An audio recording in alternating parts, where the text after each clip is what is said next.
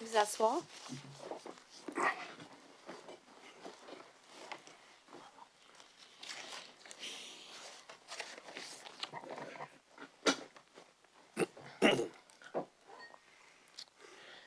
Alors, on en était rendu.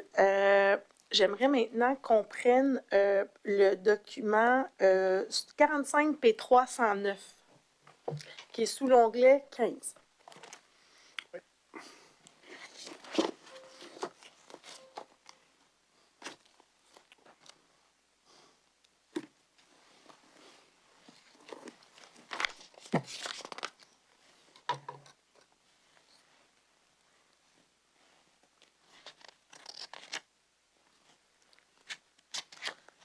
Alors, M. Marcellier, vous avez devant vous un document du 3 juin 2022, stratégie contractuelle CASA-Avenant. Je demanderais peut-être à Madame la greffière adjointe de le descendre, là, où on voit séquence des arrimages avec différentes dates qui nous amènent du 7 juin 2022 au 30 juillet 2022.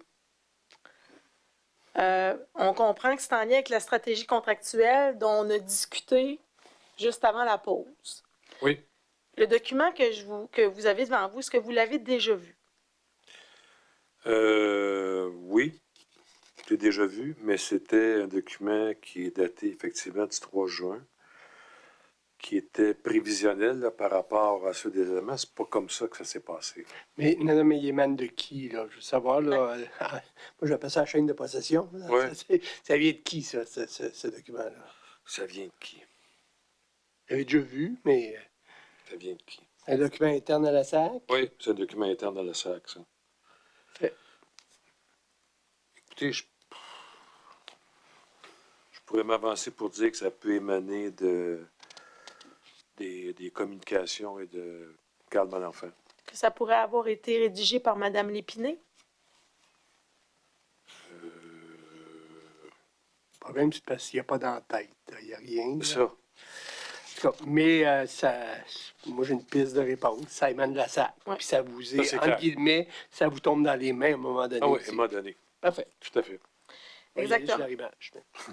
Parfait. Et puis, quand on regarde le document, on voit les différentes étapes. Vous dites que ça ne s'est pas passé de cette façon-là. On va le regarder, là. Alors, on voit séquence des arrimages. Mardi 7 juin 2022, recommandation au CTIC CAPV et projet de résolution. Alors ça, votre connaissance, c'est une étape qui a eu lieu de présenter la stratégie contractuelle au comité conjoint? Est-ce que vous pouvez me rappeler si la réunion du CAPV a été bien le 7 juin? On va y venir après, mais oui, je peux vous confirmer qu'il y a une rencontre le 7 juin. Oui, tout à fait. Il y a une rencontre le 7 juin. Okay. Moi, je vous confirme qu'il y a une rencontre le 8 juin. Le 8 juin, la fameuse rencontre où il y a une rencontre préalable avec Alain Généreux, avec Carl Malenfant, Francine Lépinay et Dave Leclerc. Je me souviens de cette rencontre-là. On parle d'une rencontre également d'information, sensibilisation, puis avec Pierre Rodrigue, entre parenthèses, Carl. Est-ce que vous vous rappelez avoir participé à une rencontre de ça? Moi, je n'étais pas là. Je dois rajouter à la rencontre du 8 juin qu'après la rencontre, le premier Picot, après la rencontre qui a eu lieu avec ces trois personnes-là et Alain Généreux, j'ai retenu M. Généreux parce que je voulais dire des choses. On va y arriver à cette rencontre-là. Oui, mais c'est le 8 juin. Parfait. Lundi 13 juin, rencontre d'information, sensibilisation avec Éric Kerr. Est-ce que vous vous rappelez que cette rencontre a eu lieu? Non. Non? Tu n'as pas rencontré Éric Kerr? J'ai rencontré, mais je ne pense pas que ce soit le 13 juin. J'ai rencontré vers la fin, où le responsable a exposé l'état d'avancement des travaux et surtout le déploiement, comment il était pour se faire. Mais je ne me souviens pas d'avoir rencontré Ricard le 13 juin. On va y arriver à la fameuse rencontre du 13 juin parce que je comprends qu'il y a eu une rencontre le 13 juin. Je ne me souviens pas d'avoir été là. Jeudi 16 juin, résolution stratégie contractuelle au CA. Alors ça, est-ce que vous vous rappelez que c'est une étape qui a eu lieu?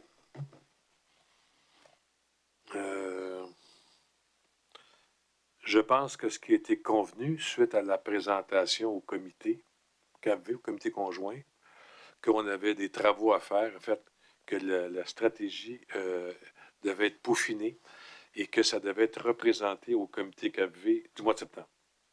Alors, je ne pense pas qu'on a parlé de ce dossier-là. Je vois parfois, je m'excuse par déduction, parce que je n'ai pas la mémoire fine de tout, là, mais logiquement, on n'a pas parlé au CA. Parfait. Donc, on voit vraiment que c'est un document qui a été fait, je ne sais pas trop par qui, honnêtement, là, mais qui était une espèce de plan de match hypothétique. Là. Et ce plan de match-là n'a pas été réalisé dans son entièreté. C'est ce que je comprends de votre témoignage. C'est ce que je vous dis. Parfait. Je vous amène au 7 juin, qui est la première étape du plan. Oui. Alors, j'aimerais qu'on exhibe la pièce 21 P39, qui est l'onglet 16, qui est une rencontre du 7 juin 2022.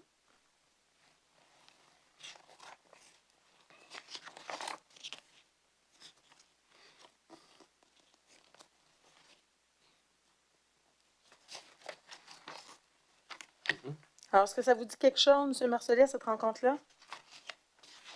Ben oui. Tout à fait. Alors... Ça s'est tenu par T, là. Quand on parcourt rapidement le document, on voit que le projet CASA semble y prendre une place importante, sinon toute la place. Oui. Alors, je vous amène au point 3.2.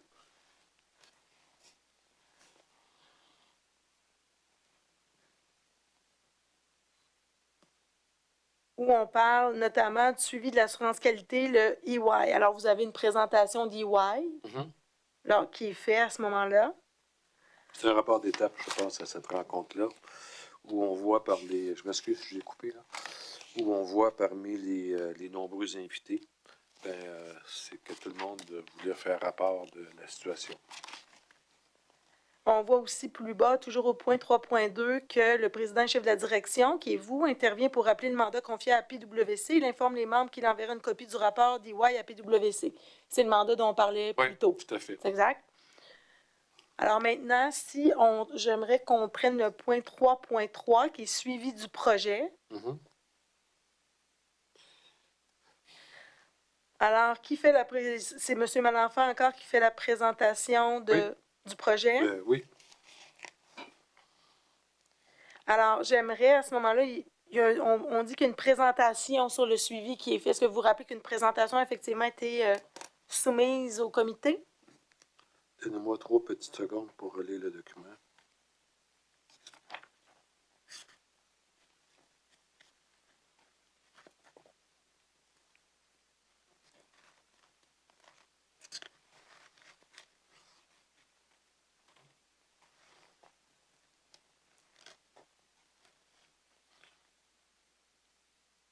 Effectivement, tout le monde parcourt la présentation. Et donc, il y a effectivement une présentation qui a été faite. OK. Alors, cette présentation-là a été, on l'a déposée sous 45 P310, onglet 18. Serait-ce que pour faire référence à la présentation qui est déposée, là, pour voir de quoi il en retourne.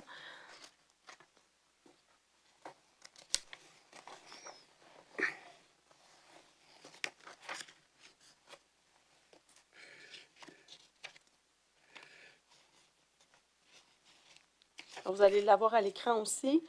Est-ce que vous vous rappelez qui fait cette présentation, M. Marcellet? Je pense que c'est Francine Lépiné. Qui fait cette présentation-là? Qui est la vice-présidente finance. Puis quand on la parcourt, on voit qu'essentiellement, on reprend la revue d'EY. C'est ça. Alors, c'est ce que contient la présentation. J'aimerais qu'on revienne à notre procès verbal 21 P39, onglet 16. Oui.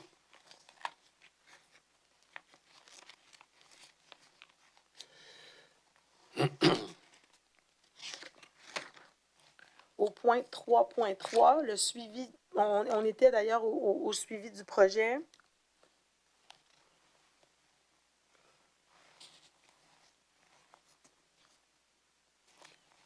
Un petit instant.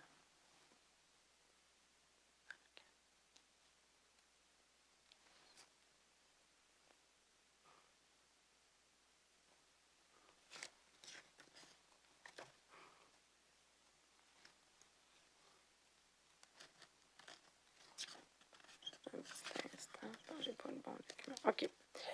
Plan de déploiement. Juste un petit moment.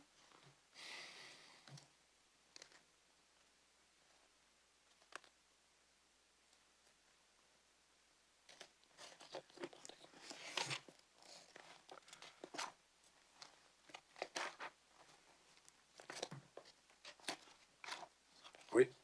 Oui, juste un petit moment, je m'assure de trouver le bon document.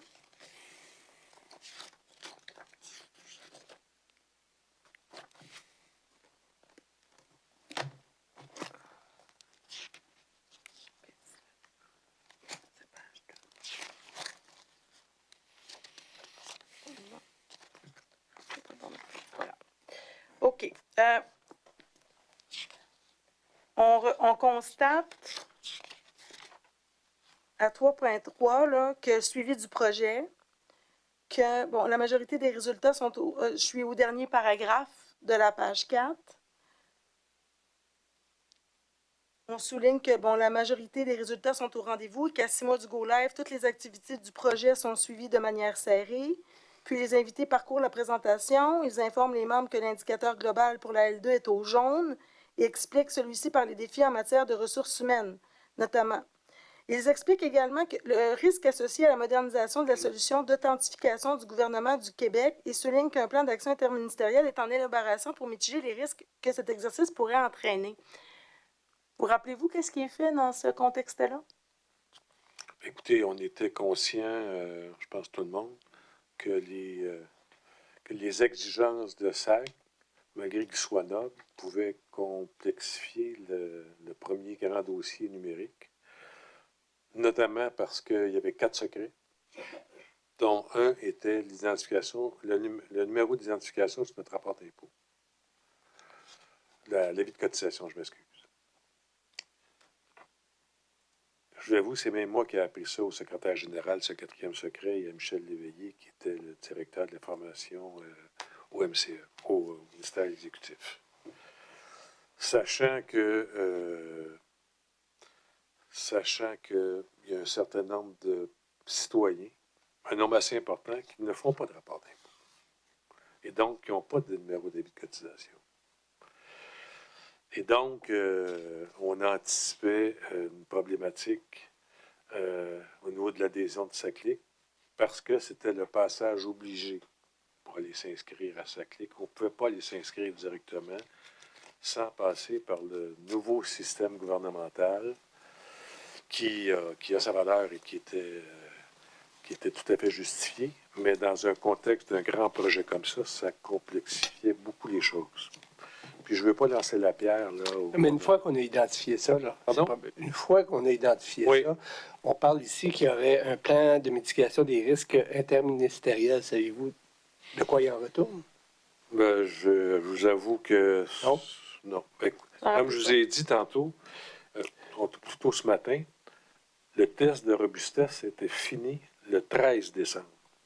Alors, comprenez que notre préoccupation, c'était plus de savoir s'il était robuste. Ça, mais là, on indique là, dans le procès-verbal qu'on est conscient qu'il y a un risque avec le système d'identification gouvernementale. Vous venez de me dire c'est à peu près quoi les risques. D'autres personnes avant vous me l'ont dit. Là. Alors, je peux comprendre. Mais également, là, on a dit qu'il y a un plan de mitigation des risques. Moi, je n'ai jamais entendu parler par la suite. Parfait. Prochaine question. Alors maintenant, j'aimerais qu'on prenne le point 3.4, déploiement L2. Oui. Encore là, on nous dit qu'il y a une présentation qui est déposée au comité. Concernant le déploiement. Exactement. Qui a été fait par M. McKenzie, probablement. Et c'est le document qui est sous 45 p 311. On peut simplement le montrer pour de voir de quoi il en retourne. Mm-hmm. Quel onglet? C'est l'onglet 19.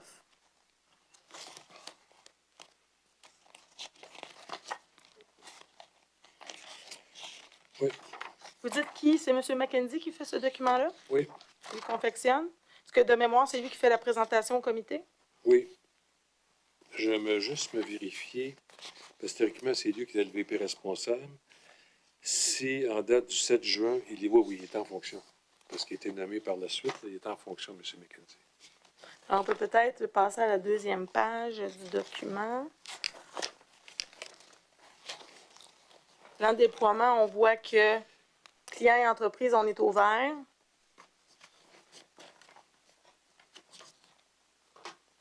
Et les autres sont au jaune. Voilà, alors ça, c'est présenté aux membres également. Oui. Est-ce que vous avez raison de douter de quoi que ce soit ou d'un point de vue livraison? Est-ce que tout semble rouler comme supposé? Je vois que, comme c'est au jaune, on était au courant qu'il y avait certains enjeux au niveau du déploiement, particulièrement au niveau des partenaires, notamment les concessionnaires automobiles et tout, mais que Jean-Philippe et son équipe étaient à pied d'œuvre pour faire en sorte qu'on soit prêt à ce niveau-là. Parfait. Point 4 maintenant. Alors, j'aimerais qu'on revienne au procès verbal qui est 21 et 39. Oui.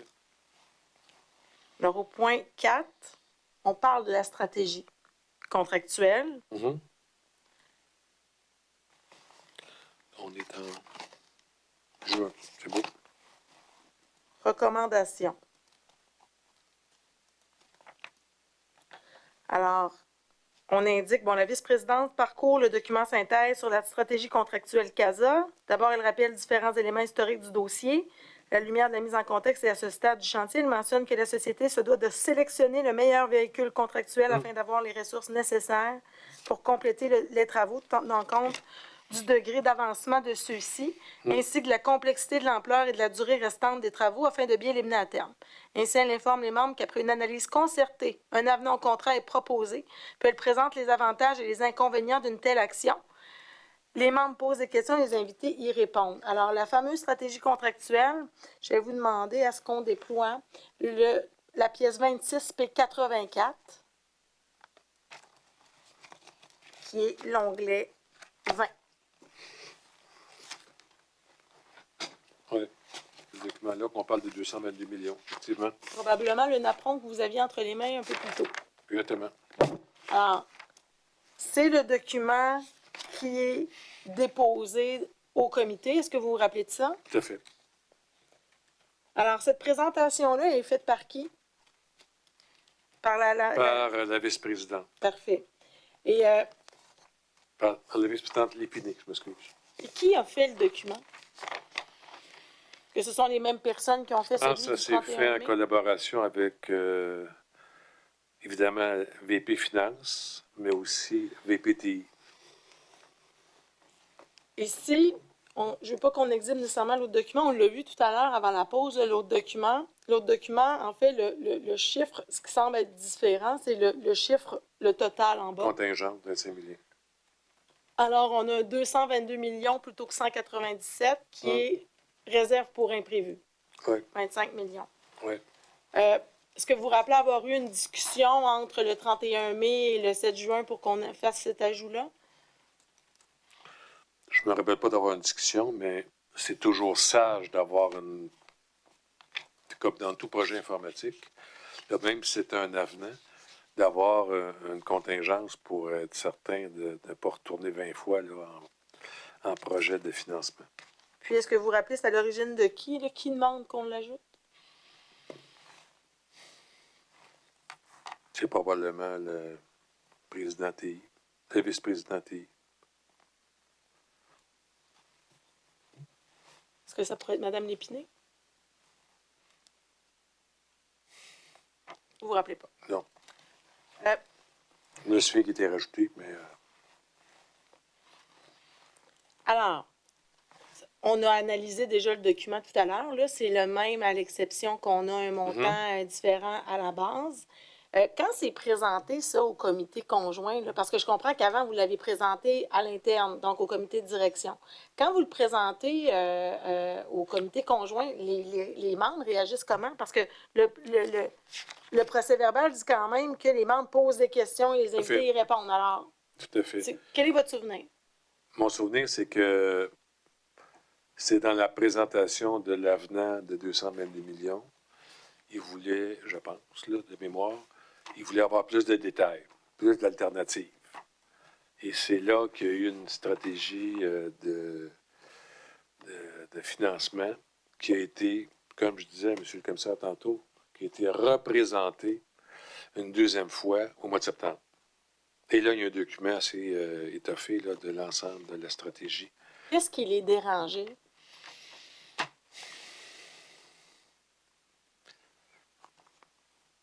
Là, je présume. Je pense que ce qui les dérangeait, c'est la fermeté de l'offre de financement. Il n'y avait pas d'alternative. Il n'y avait pas... Alors que dans la stratégie qui est présentée au mois de septembre, il y a des options. Il y a des souvenez-vous, on en parlera plus tard, là, mais scénario 1, scénario 2, bien, parmi les scénarios, à l'intérieur même des scénarios, il y avait des possibilités là, d'aller ailleurs, etc. Alors, c'est ça qui, je pense, les dérangeait. Avec raison. Qu'on demande un avenant représentant, je viens de faire le calcul, là, plus de 45 du contrat initial. Là. Pour moi, ça m'aurait dérangé. Est-ce que ça a dérangé du monde?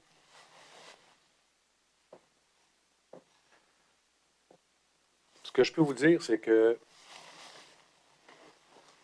les membres du...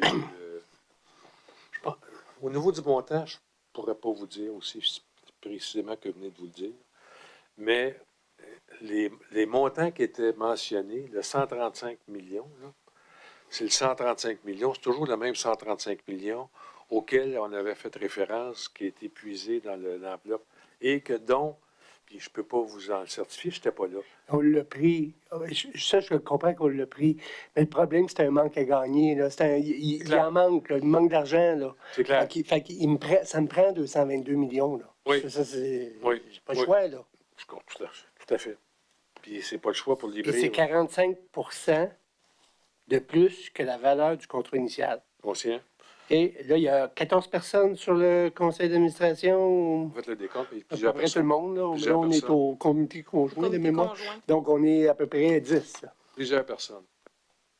Je peux vous dire qu'à partir du moment où on prend conscience que une partie de la demande de 135 millions, de 222 millions, est composée d'abord de 135 millions, qui provient d'un montant avancé à l'époque.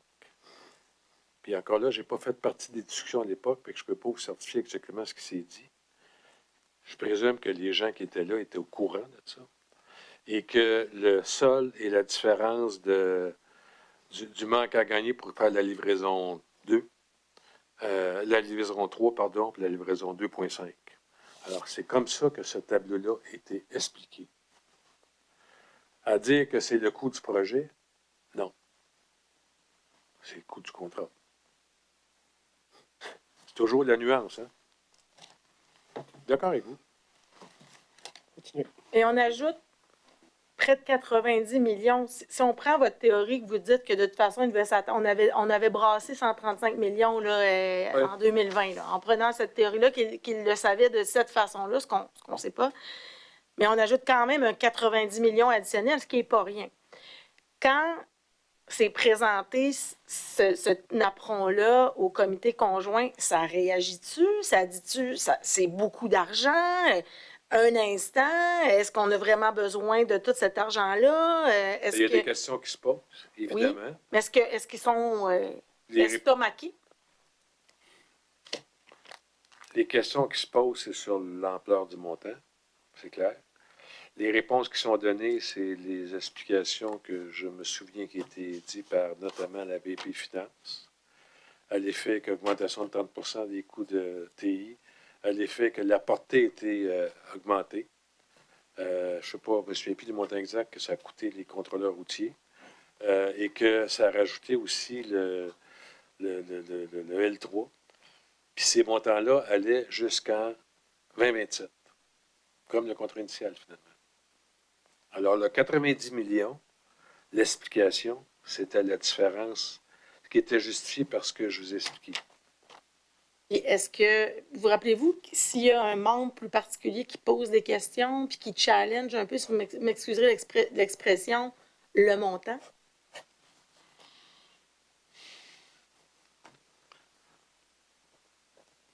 Ce qui challenge, pour reprendre votre expression... Est-ce que vous vous rappelez qui plus particulièrement le fait?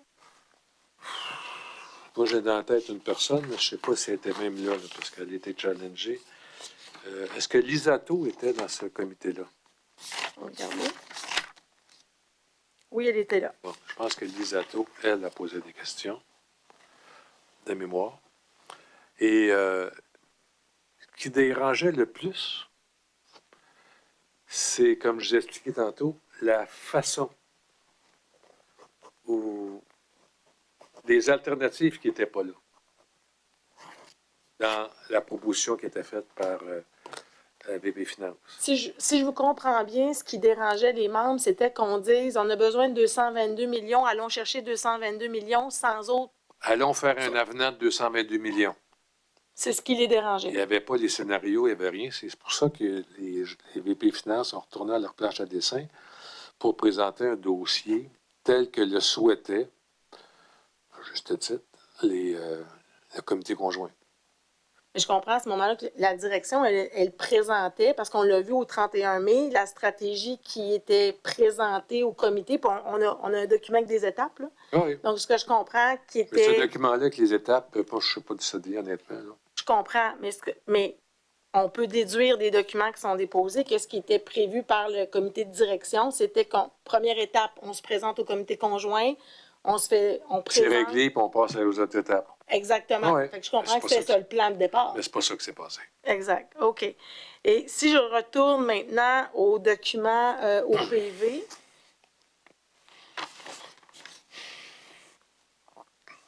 on revient à 4.2. Donc, au PV, Mme la greffière adjointe, la pièce étant... OK, on est là. 21 P39.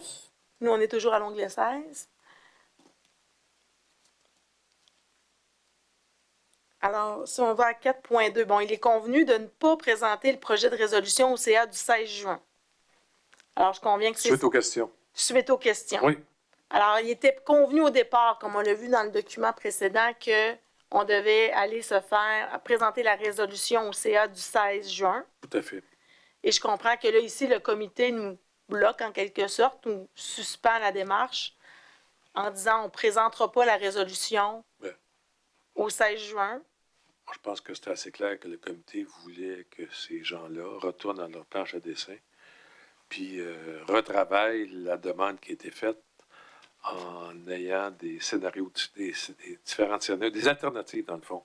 Est-ce que de votre souvenir, c'est ce qui s'est passé? Oui. C'est ce qui a été... C'est ce qui a été fait, puis c'est ce qui fait que... C'est ce qui est demandé dans le cadre du comité? Oui, c'est ce qui est demandé, et c'est ce qui a fait qu'on a retourné au comité au début septembre.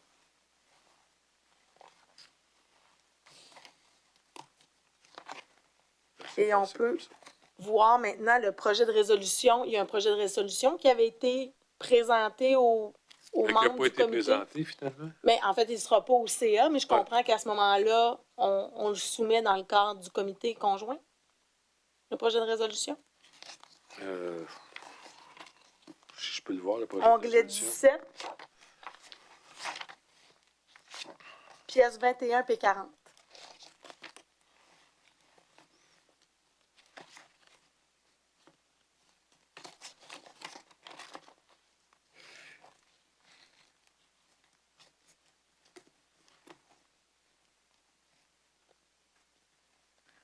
Alors, j'aimerais, Madame la greffière adjointe, peut-être qu'on descende à la deuxième page où il est marqué « Il est décidé ». Et on comprend que c'est un projet qui n'est pas entériné. Là, je veux juste qu'on...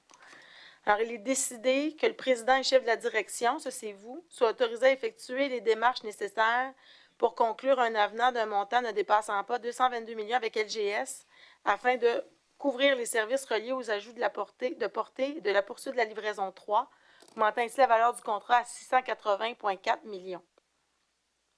C'est cette résolution-là qui n'a pas été discutée longtemps. Je comprends. Si je peux m'exprimer ici. Donc, juste pour préciser votre témoignage un peu plus tôt, vous avez dit un peu plus tôt que vous n'étiez pas à l'aise avec un avenant de 222 millions, que vous étiez plutôt avec le 45,6. C'était par step. Je n'étais pas à l'aise pour recommander, parce que c'est pas moi qui ai autorisé finalement, pour recommander au CA et au comité de signer un avenant de 222 millions. Je comprends quand même qu'ici, la résolution qui était suggérée, qui, je comprends, n'a pas été présentée au CA, mais qui a été présentée au comité conjoint, va à l'inverse de ce que vous nous dites. C'est-à-dire Ouais. qu'ici, Oui, clairement, la conclusion Ouais. est sans équivoque. Là. oui, Alors, je comprends que... mais ça n'a pas été présent, ça n'a pas été adopté Non. aussi. Mais est-ce qu'on peut dire qu'au 31 mai ou au 7 juin 2022, vous étiez d'accord avec la démarche? J'étais Vous pas plus l'étiez à pas? l'aise. J'étais pas plus à l'aise, ben j'étais pas plus à l'aise.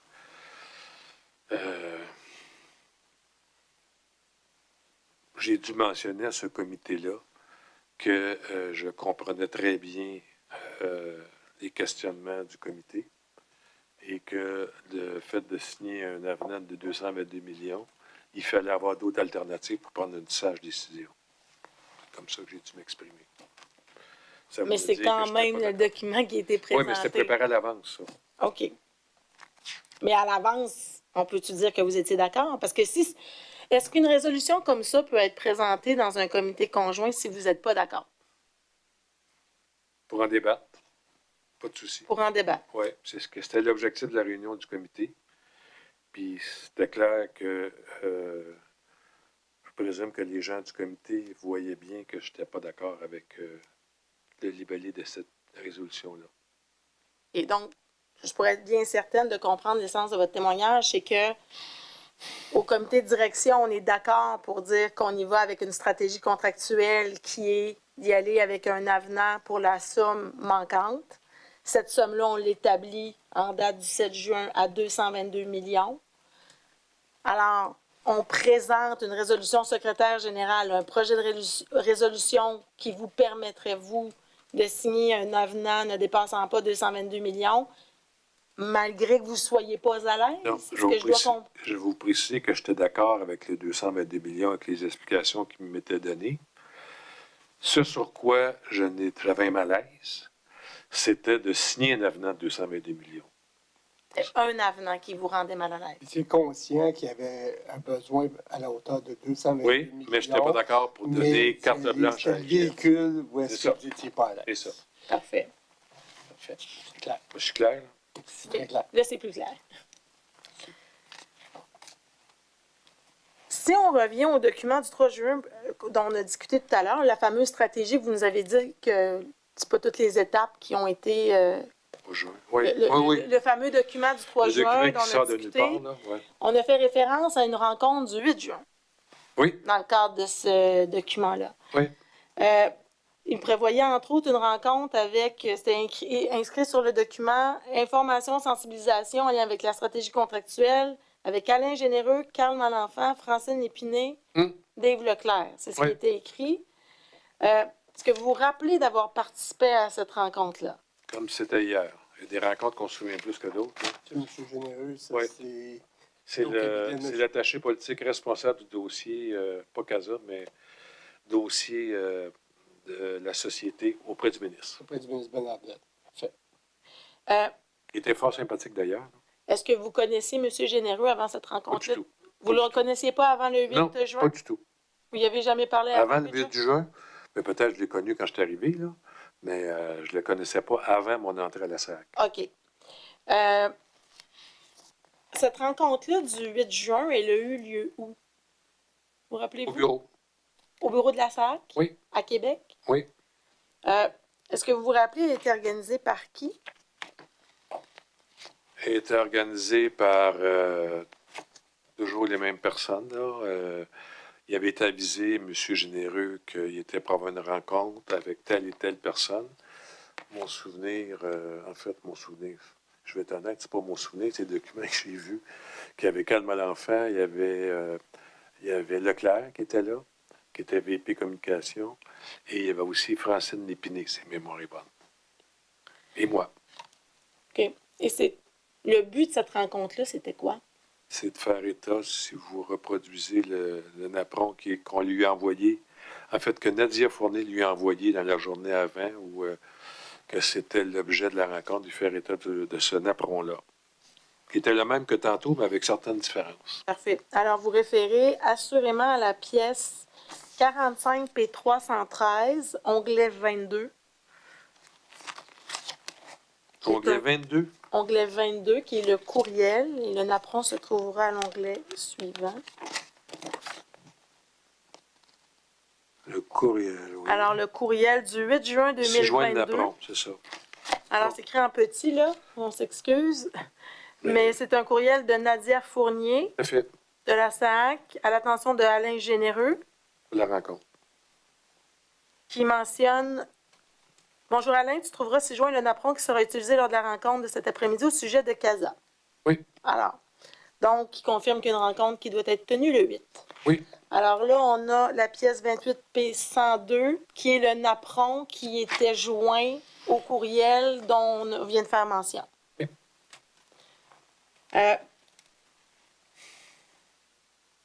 Alors, si on regarde le napperon, il y a des similitudes avec celui qu'on a vu du mois de mars. Il n'est pas similaire. Il n'est pas similaire, mais il y a des similitudes. J'ai fait attention aux mots que j'ai utilisés. Alors, est-ce que vous, sans qu'on les mette un à côté de l'autre, est-ce que vous savez quelles sont ces différences qui se retrouvent entre ce napperon de juin 2022 et celui qu'on avait transmis à M.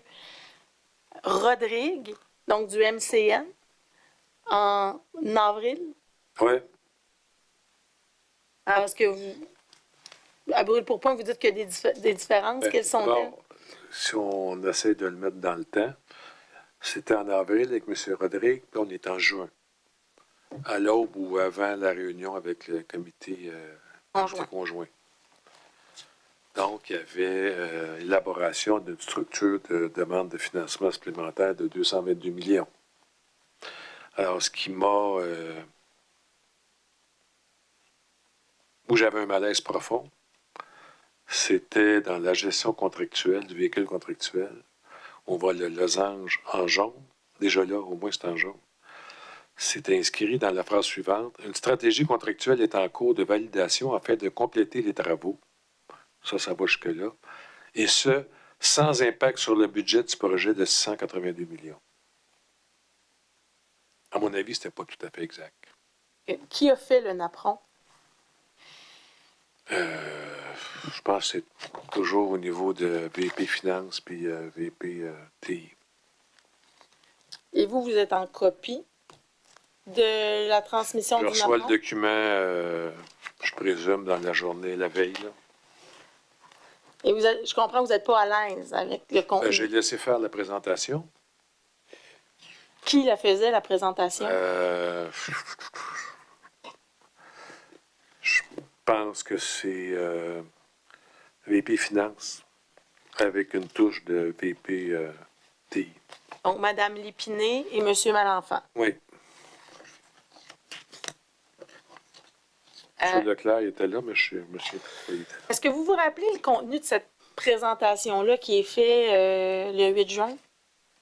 Au-delà de ce que dit le napperon, là, est-ce que vous vous rappelez ce qui est dit dans le cadre de cette rencontre-là? Qu'est-ce qui est expliqué? Écoutez, ce que je me souviens, de ce que vous vous souvenez? C'est la présentation du napperon. Je ne me souviens plus des conversations exactes. Là, écoutez, ça va faire 3 ans bientôt. Donc, je ne me souviens pas exactement de ce qui a été dit. Je me souviens, par contre, que ce document-là a été présenté à M. Généreux et auquel j'avais un certain malaise concernant la phrase que je vous ai indiquée tantôt. Si vous avez un malaise, M. Marcellet, pourquoi vous êtes le PDG de la boîte, là? Oui. La rencontre sert à ça. La rencontre sert à expliquer qu'il y a des dépassements de coûts. C'est ce que je comprends de votre témoignage. Est-ce que c'est ça l'objet de la rencontre? On a stratégie contractuelle, on a besoin d'aller chercher de l'argent. Est-ce que c'est ça l'objet de la rencontre? En fait, c'est jamais faux complètement. C'est toujours la moitié. Et je voulais juste faire en sorte d'être à l'aise avec moi-même, avec mes valeurs, de dire que 682 millions de dollars, c'est vrai, mais c'est pas... Il y a d'autres choses aussi. Et c'est ça que là, je vais attendre de répondre à vos questions.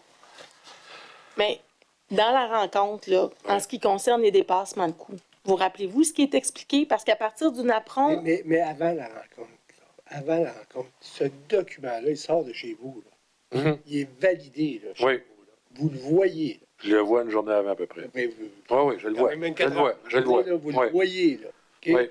C'est envoyé à l'attaché politique responsable du dossier Oui. Oui. de la SAC Oui. au ministre des Transports, qui est votre ministre Oui. responsable. Et que je réalise lors de la présentation qu'il y a quelque chose qui cloche. N'a pas réalisé 24 heures d'avance. Je ne me souviens pas. Tremblay, continue.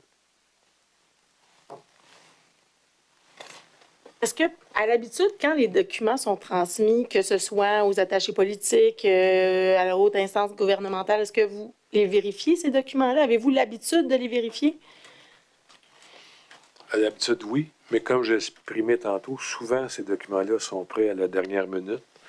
Et parfois, c'est arrivé où je n'ai pas eu le temps de les vérifier. Est-ce que vous auriez pu, parce que en fait, on a ce document-là et on a regardé les napperons précédents, les 31 mai, 17 août, Oui. du 7 juin, pardon, Hum. où ça apparaît clairement qu'on a besoin de 222 millions qui devra dépasser le coût du contrat initial. Pourquoi vous n'avez pas exigé que ce soit les napperons qu'on a vus antérieurement qui soient présentés à M. Généreux? Le 682 millions, si je ne m'abuse, c'est le montant de coût estimé jusqu'en 2022, de 429 millions pour l'Alliance, 253 millions sur d'autres tableaux de la SAC, ce qui faisait 682 millions. C'était ça, là. Donc, la valeur du contrat reste pareille. Ouais, On ne parle pas de l'avenant. ouais. Tu sais, j'ai des coûts estimés de la SAC, c'est une autre histoire. Là. La valeur du on présente, La valeur du coût total du contrat n'apparaît pas exactement. on présente aux politiques, en tout cas, à date, là, ce que j'en preuve, on présente aux politiques que la valeur du contrat reste pareille, Oui. 458 millions,4. Toujours avec la fameuse distinction que du coût du contrat versus le coût du projet. Puis est-ce qu'aux politiques, on leur dit le coût du projet? Ben, si vous me posez la question, je vais y répondre. On vous la pose, là, la question. J'ai retenu M. Généreux après la rencontre. Je ne suis pas encore au après. On va arriver au après. Non, mais je suis à la rencontre. Parce que M. Marcellet, la rencontre, si je me fie au tableau du 3 juin, la rencontre, ce qu'elle dit, c'est stratégie contractuelle, sensibilisation. Alors, ma compréhension, et corrigez-moi si je me trompe, la rencontre, elle est tenue avec le représentant du MTQ pour lui expliquer la stratégie contractuelle en lien avec CASA, qu'on sait, parce qu'on l'a vu la veille, qu'on a besoin d'ajouter 222 millions au contrat. Alors, l'objectif de la rencontre, à moins que vous me dites que c'est pas ça, c'était pas l'objet de la rencontre, c'est d'expliquer et d'aller expliquer pourquoi on a besoin de sommes additionnelles, de l'ordre de 222 millions. Mais le 222 millions a été rajouté, je vous l'ai mentionné tantôt. Il est ajouté où? 429 plus 253. Mais moi, je vous parle sur le document. Il est où, là? Il n'est pas là. Sur le document, il n'est pas là. Il n'est pas. On l'a vu alors que la SAC détient des documents où c'est clair. On a vu celui du 31 mai, on a vu celui du 7 juin. Ce qui manque dans le document, c'est ce que j'ai. Je vais répondre à votre question comme vous l'avez posée. Ce qui manque dans le document, c'est tout l'aspect que vous parlez. Mais pourquoi on ne l'envoie pas, ce document-là? Il existe, là. On l'a utilisé, là. Pas à une, mais à 2 reprises. Pourquoi on n'utilise pas ce document-là? Pourquoi c'est pas ces napperons-là qu'on transmet au MTQ ou à M. Généreux en prévision de la rencontre? C'est pas compliqué, là. Ces documents-là existent. On les a regardés ensemble. On a un historique qui explique qu'est-ce qui se passe. Ça vient nous parler de l'historique. Pourquoi on en arrive à ça? Puis pourquoi on en arrive à un besoin de 222 millions? Pourquoi c'est pas ce napperon-là qu'on transmet à M. Généreux? Parce que probablement, au moment où on a rencontré M. Généreux, ce 222 millions-là a été présenté, mais n'a pas été adopté. C'est pour ça que probablement qu'on n'a pas parlé. Écoutez, je vous dis ce que je me souviens, là.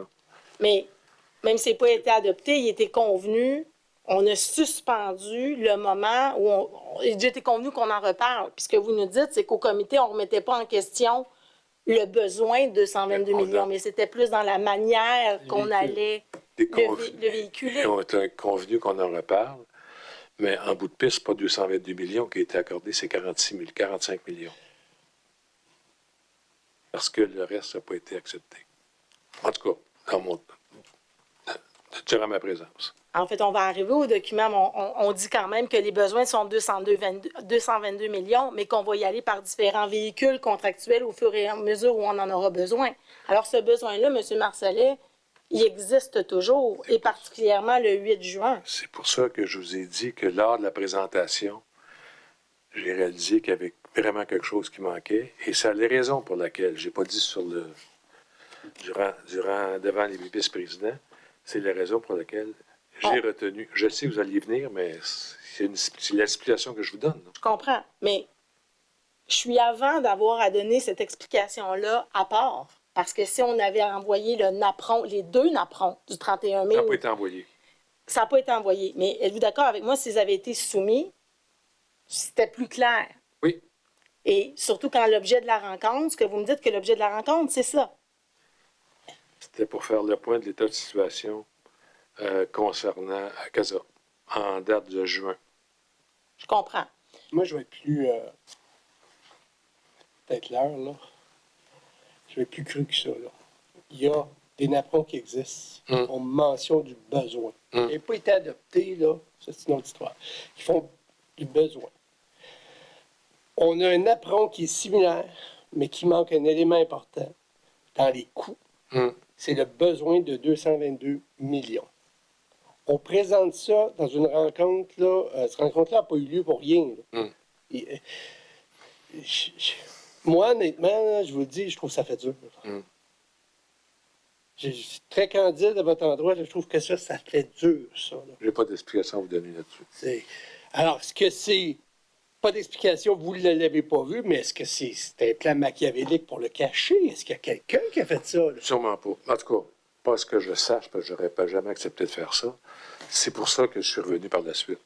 Dans la même journée, au même moment, tout de suite après la réunion. Alors, qu'est-ce qui se passe dans cette rencontre-là? L'après ou pendant? Pendant et après? Après, c'est ça. L'après, j'ai demandé à M. Généreux de rester, parce que j'avais des choses à lui dire. Puis je lui ai dit clairement que le 690 millions, qu'il y avait eu des coûts d'exploitation qui avaient servi au développement et qu'il y avait un montant de financement qui, on le disait d'ailleurs, dans la stratégie contractuelle qui est en train de se faire, qui était pour avoir une augmentation des budgets autour de 222 millions et que ce montant-là n'a pas été encore adopté par, le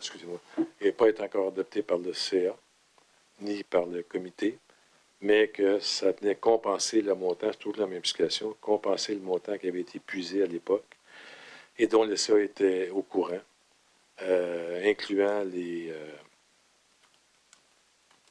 l'augmentation des programmes qui ont été rajoutés en cours de route depuis 2014. Je lui ai dit, textuellement. Et vous lui avez dit? Et je lui ai dit, je me souviens de la phrase, je t'ai toujours promis de donner leur juste, parce que des fois, il n'y avait pas l'impression. J'ai dit, je vais toujours te donner leur juste. J'ai donné leur juste. Et pouvez-vous nous dire pourquoi vous faites ça après la rencontre et non pas pendant la rencontre? Je vous l'ai dit. Durant la rencontre, j'ai réalisé que, tu sais, c'est quand même... et ce, sans impact sur le budget de projet de 190 000. J'ai réalisé dans la présentation du document que ce bout-là, sans impact, c'était pas tout à fait vrai. Alors, je voulais rectifier le tir. C'est faux. C'est faux. C'est pas tout à fait vrai, c'est faux. Oui. On va appeler un chat un chat, là. Oui, c'est faux. C'est pour ça que j'ai réagi. C'est pour ça que j'ai réagi. Et pourquoi vous ne réagissez pas pendant la rencontre?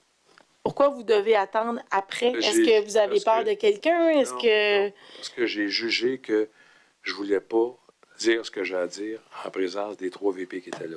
Pourquoi? Parce que je voulais d'abord informer Alain Généreux. Pas durant la réunion. Écoutez, l'explication que je vous donne, c'est le réflexe que j'ai eu à ce moment-là. Ma préoccupation, c'était d'informer adéquatement et d'être transparent. C'était ça, ma préoccupation. De la façon dont je l'ai faite, c'est peut-être discutable, mais mon objectif est le même. Encore une fois, le regard que je peux avoir aujourd'hui, j'aurais peut-être dû le faire durant la rencontre. Mais c'est pas ça que j'ai fait. Moi, je vous donne les faits, puis les faits, c'est ça que j'ai fait. En fait, ce que j'ai toujours de la difficulté à comprendre, M. Marcellet, c'est que vous avez donné des explications, vous ne l'avez pas fait, vous n'avez pas remis le document, vous nous l'avez donné là. Mais dans la mesure où on a une rencontre qui porte sur le sujet, où vos VP ou vos employés parlent de la situation financière du projet CASA et que vous constatez, selon votre témoignage, que durant la présentation, il y a des éléments qui sont erronés, qui ne sont pas conformes ou qui laissent induire en erreur. Qui n'affecterait pas le... Exactement. Ça laisse induire en erreur. On va, comme dit M. le commissaire, on va appeler un chat. Là. On induit en erreur par la présentation que vos employés font. Pourquoi on ne le corrige pas à l'instant, à la minute, devant les gens qui s'occupent de gérer? Parce que c'est pas correct pour eux autres d'avoir fourni. Mais j'ai d'abord constaté ce fait-là, je l'ai digéré, puis j'ai réagi rapidement après en demandant à M. Généreux de rester. Oui, mais au-delà de ça, puis je pense qu'on va, à moins que vous me dites que vous avez d'autres questions, là. On va arriver à ça. Oui. Mais une fois que j'ai ça, là, j'ai mes 2 VP là, avec moi. Là. Pas de tête qui a roulé après, là. C'est majeur, ça, là. Il n'y a pas de tête qui a roulé.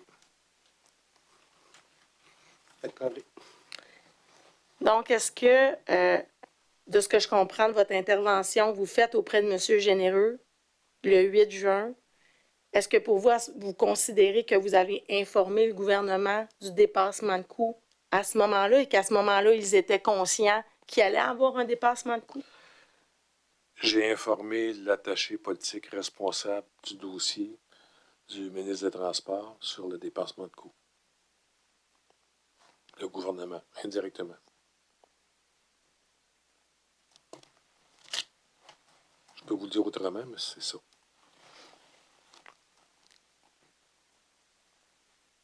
Je suggère, il est 16h41. Vous voulez arrêter votre... de suspendre l'interrogatoire de M. Marcellet demain, jusqu'à demain.